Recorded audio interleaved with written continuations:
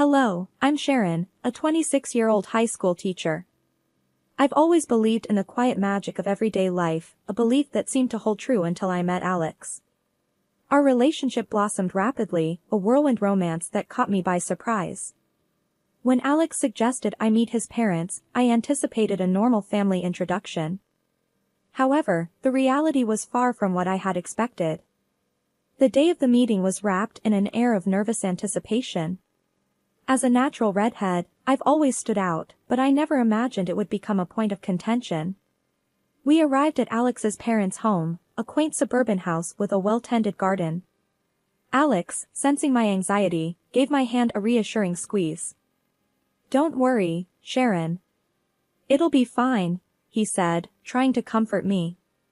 Yet, the moment we entered, I felt like I had stepped onto unwelcoming territory. Mrs. Johnson, Alex's mother, greeted us with a polite but forced smile. Her eyes, however, narrowed slightly as she took in my appearance. "Oh, a redhead," she said, her tone laced with a hint of disdain. "You know what they say about redheads. They're always the ones to watch out for." I felt my face flush with embarrassment, the comment catching me off guard. Alex, clearly upset by his mother's words, responded with a hint of irritation in his voice. "Mom, that's an old wives' tale. Sharon is nothing like that." Mr. Johnson, who seemed younger than his years, stood by, nodding in agreement with his wife's assessment, but not contributing his own words to the conversation. Attempting to defuse the tension, I tried to turn the comment into a joke. "Well, the only thing I'm guilty of cheating on is my diet," I said, forcing a laugh. However, my attempt at humor fell flat. Mrs. Johnson's expression remained unamused. She turned to Alex, her voice firm and serious. "Alex, she's not right for you. We cannot approve of this." Alex's face grew stern, and he took a step forward, his voice laced with determination. "Mom, Dad, I love Sharon. If you can't accept her, then we'll have to do without your blessing." The rest of the visit passed in a blur of strained politeness and unspoken judgments. As we left, I couldn't shake off the feeling of being unfairly judged and labeled, all because of my hair color. After the unsettling encounter with Alex's parents, we decided to have a small, intimate wedding. It was just us and a few close friends in a little chapel downtown. The absence of Alex's family hung in the air, but we were determined to make the best of our day. On the morning of our wedding, as I was getting ready, my best friend and maid of honor, Sarah, tried to lighten the mood. "Sharon, you look stunning. Alex won't know what hit him," she said with a wink, helping me with the final touches. I smiled, grateful for her support. "Thanks, Sarah. I just wish Alex's parents could see past, well, my hair." Sarah frowned. "Forget about them, Sharon. Today's about you and Alex. It's your love that matters, not their approval." The ceremony was simple yet beautiful. As I walked down the aisle, I saw Alex waiting for me, his eyes brimming with love and emotion. In that moment, all my worries faded away. Alex whispered as I reached him, "You're the most beautiful thing I've ever seen, Sharon." During the vows, Alex held my hands tightly.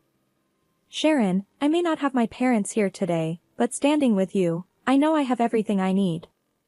"You're my family now," he said, his voice cracking with emotion. I replied, my own voice filled with emotion, "Alex, I promise to stand by you, through challenges and joys. Your heart is my home." After the ceremony, our little group celebrated at a local restaurant. The laughter and joy around us were a stark contrast to the rejection we'd faced. Yet, in that small, cozy setting, I felt a sense of peace and belonging. As we cut the cake, Alex said jokingly, "Well, I guess this makes us official partners in crime now, right? Partners against the world?" I laughed, feeling a surge of happiness and love. "Absolutely, partners against the world." That night, as we returned home, Alex held me close. "Sharon, I know today wasn't what we initially dreamed of. But having you by my side makes it perfect." I nestled into his embrace, feeling a sense of completeness. Our quiet wedding, though not grand, was a profound declaration of our love and commitment, a testament to our strength together, despite the odds. After the wedding, Alex and I hoped things would settle down, but the dinners at his parents' house only grew more tense. Each visit was like walking on eggshells, with his mother's thinly veiled comments and the forced politeness of his father. One evening, we were sitting around the dinner table with Mr. and Mrs. Johnson and a couple of their friends. The conversation inevitably turned to gossip, and Mrs. Johnson's friend, Mrs. Blake, started a story about a neighbor. And would you believe it?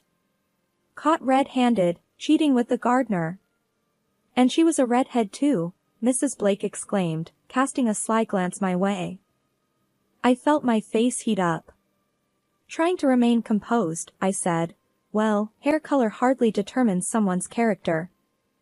Mrs. Johnson chimed in, oh, but you know how it is with stereotypes. There's always some truth to them. Alex, noticing my discomfort, quickly tried to change the subject. Mom, how about we talk about the new garden you were planning? Sharon has some great ideas for landscaping. But the damage was done. The insinuations hung in the air, making the rest of the dinner extremely uncomfortable. As we were leaving, I couldn't help but express my feelings to Alex. I can't keep doing this. It feels like they're judging me all the time. Alex sighed, a look of frustration crossing his face. I know, Sharon, and I'm sorry. I just don't understand why they can't give you a chance. On the drive home, we were both quiet, lost in our thoughts. The constant strain of these dinners was taking a toll on me, and I wondered how long we could endure this. The dinners at Alex's parents' house had always been a source of anxiety for me, but they became increasingly difficult when his mother started asking me uncomfortable questions. One such evening, I had reluctantly agreed to accompany Alex, hoping things might be different. But as we sat down for dinner, Mrs. Johnson's intrusive questioning began. So, Sharon, tell me about your work. How many male teachers are there at your school? Mrs. Johnson asked, her tone casual but her eyes sharp. I was taken aback by the directness of her question. There are a few, but I haven't really counted. Why do you ask? Mrs. Johnson leaned forward, her voice laced with insinuation. Just curious. Any of them particularly handsome? I could feel my face flush with discomfort. I really don't think of my colleagues that way, I replied, trying to keep my voice even. Alex, noticing my discomfort, chimed in, Mom, why does that matter? Sharon's committed to me, and that's all there is to it. Mrs. Johnson waved her hand dismissively. I'm just making conversation, dear. No need to get defensive. The dinner continued in this vein, with Mrs. Johnson probing and me trying to deflect her questions. It was clear she was insinuating something about my fidelity, which was both insulting and baseless. On our drive home, I expressed my feelings to Alex. I can't believe your mom. Her questions tonight were completely out of line. I felt like I was being interrogated. Alex sighed, his hand tightening on the steering wheel. I know, Sharon, it's ridiculous. I don't understand why she's acting like this. That's it, Alex. I don't think I can go back there. It's too much for me, I said, the decision weighing heavily on me but feeling necessary for my own peace of mind. Alex was silent for a moment before responding, I get it, Sharon. And I'm sorry. It's not fair to you. I'll talk to them about it. From then on, I stopped attending the dinners. Alex would go alone, and each time he left, I felt a mix of relief and sadness. Relief that I didn't have to face the awkwardness, and sadness at the rift growing within his family because of me. It had been several weeks since I decided to step away from the uncomfortable dinners at Alex's parents' house. This decision, though made to preserve my sanity, led to a series of unsettling revelations that Alex brought home from his solo visits. Each account seemed more incredulous than the last, leaving us in a state of constant bewilderment and frustration. One such evening, as we curled up on our sofa, the comforting warmth of our home contrasted sharply with the cold tension Alex had carried back. He seemed particularly distressed, his normally calm demeanor replaced by a look of utter disbelief. "Sharon, I'm not sure how to even start explaining what happened tonight," Alex said, his voice heavy with unease. "What happened?" "You look really upset, Alex," I replied, my heart starting to race with worry. He took a deep breath, choosing his words carefully. "You know I've been going to these dinners alone, right? Well, tonight, Mom took it to another level. She had invited several young women over. It wasn't just a friendly gathering, Sharon. It felt like she was setting up dates for me, as if I wasn't already married." I felt a mix of shock and disbelief wash over me. Setting up dates? But why would she do that? Does she not realize we're married and committed to each other? I tried to make sense of it all, Alex continued, his frustration growing. I asked her outright why she was doing this. Her response was simply that she wanted me to keep my options open. As if our marriage was just a temporary arrangement. Options open? I echoed, incredulous. That's absurd, Alex. We took vows. This isn't some casual fling that she can just dismiss. Alex nodded, his hands clenched in frustration. Exactly. I told her that I'm committed to you, that you're my wife and I love you. But she just seemed to brush it off, as if our marriage was some sort of juvenile phase. The conversation left us both reeling. The next morning, as I recounted the incident to my friend Sarah over a cup of coffee, her reaction mirrored my own. "That's outrageous, Sharon. How can his mother blatantly disrespect your marriage like that? It's almost like she's trying to sabotage it," Sarah exclaimed, her eyes wide with shock. "I don't know, but I can't keep dealing with this. It's like she's living in denial," I replied, feeling drained just thinking about it. Alex and I agreed that we needed to create some distance from his parents. This decision, though difficult, was necessary to protect our marriage from the constant undermining and disrespect. However, the following weeks, though void of direct confrontation, carried an undercurrent of unease and tension. As the days passed, I found myself constantly reflecting on Mrs. Johnson's actions. Her blatant attempts to set Alex up with other women, right under our noses, were a direct attack on our relationship. I wondered what we had done to deserve this treatment. Why was she so intent on destroying our happiness? Alex, too, was deeply troubled. "I just don't understand her, Sharon. Why can't she see how happy we are together? Why can't she accept our marriage?" The distance we created from Alex's parents brought a temporary peace, but that calm was shattered one ordinary school day. I was in the teacher's lounge when Mr. Davis, the school principal, approached me with a concerned expression. "Sharon, can I have a word with you in my office?" he asked in a tone that immediately set me on edge. "Of course, Mr. Davis," I replied, my mind racing with possibilities. In his office, Mr. Davis closed the door and gestured for me to sit. "Sharon, I had a rather unusual visitor today," he began, his brows furrowed in disapproval. My heart sank. "Who was it?" "Your mother-in-law, Mrs. Johnson," he said. "She was asking some very personal questions about you, your behavior at school, and your interactions with male colleagues." I was stunned into silence. The idea that Mrs. Johnson would go to such lengths was beyond belief. "What did you tell her?" I managed to ask, my voice barely above a whisper. "I told her that your personal life is none of our business as long as it doesn't affect your professional conduct, which, by the way, has always been exemplary," Mr. Davis replied firmly. "But Sharon, I must say, this is highly inappropriate and concerning." Gathering my thoughts, I replied, "I'm so sorry, Mr. Davis. I had no idea she would do something like this. I assure you, there's nothing untoward in my conduct at school." "I know that, Sharon. I just thought you should be aware," he said, offering a sympathetic look. As I left his office, a mixture of embarrassment and anger washed over me. The fact that Mrs. Johnson had the audacity to come to my workplace and question my integrity was outrageous. That evening, I recounted the incident to Alex, who listened in shocked silence. "I can't believe she did that. Going to your school? Questioning your professionalism? This is going too far, Sharon," he said, his voice laced with anger. "I don't know what she's trying to achieve," I said, feeling a mix of frustration and helplessness. "But this is a violation of my privacy and my professional life." Alex reached for my hand, his grip firm. "We need to confront her, Sharon.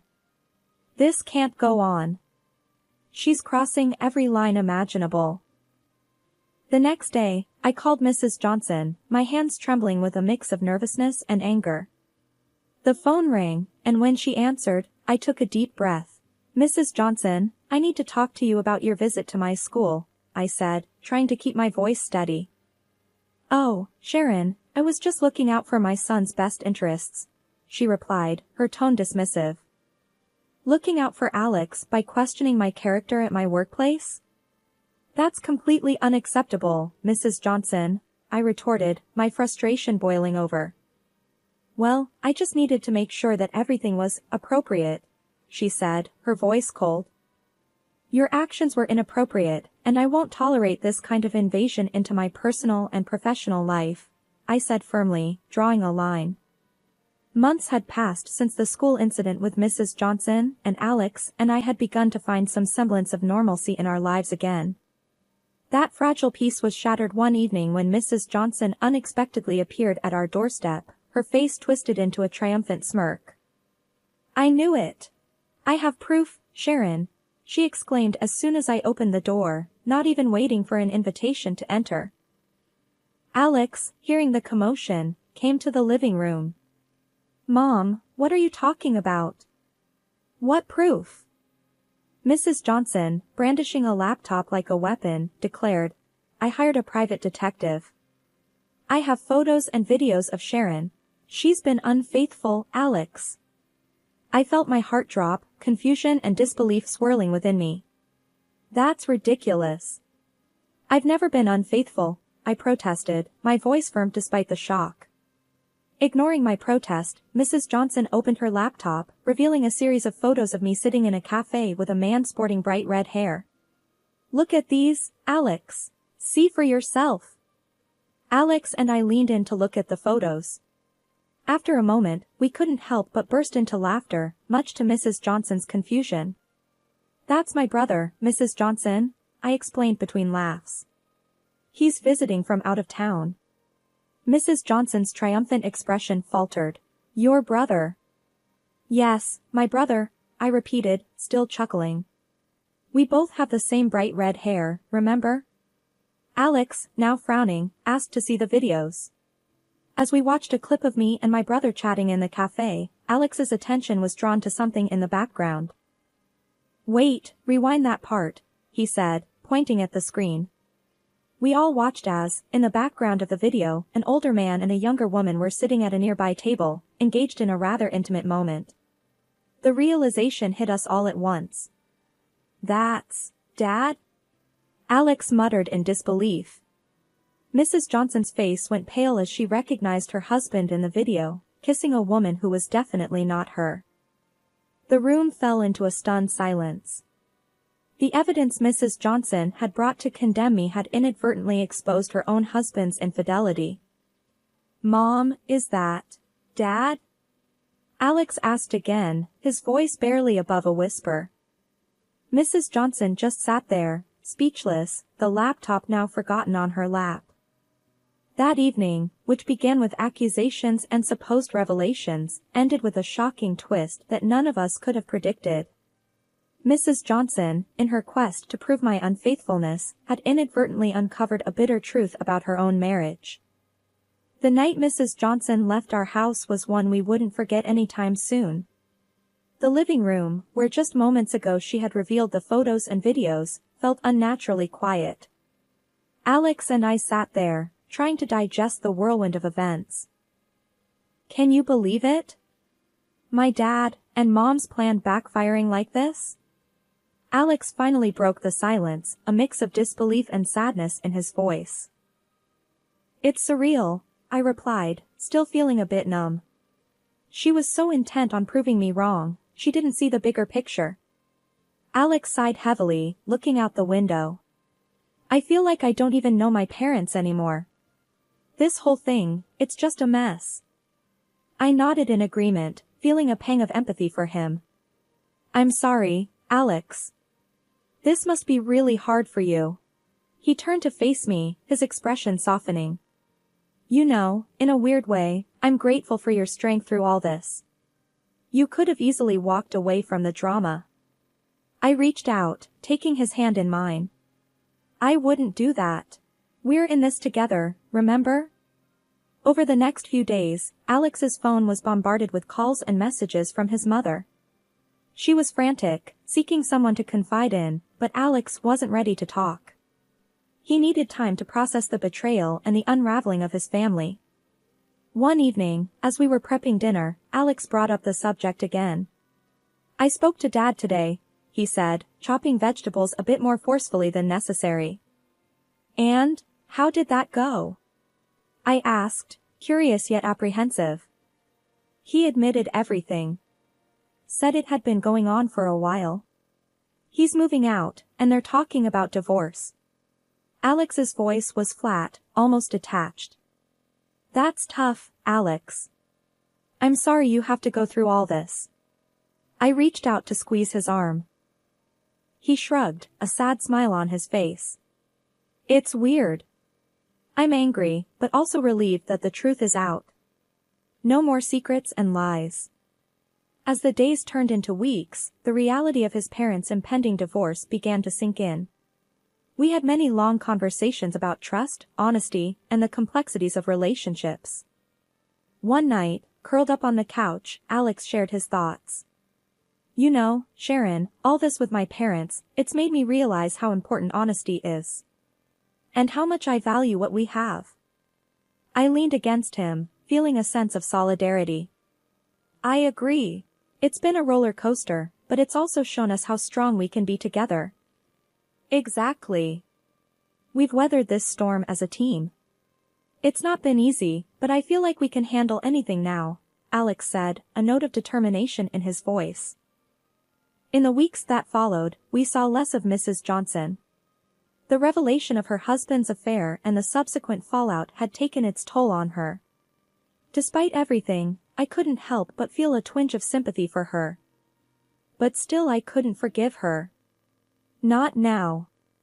Maybe someday I'll be able to forget about what she did to me. Today, I am completely passionate about my husband, and we are expecting a baby soon. And who knows, he'll probably be as red-haired as me.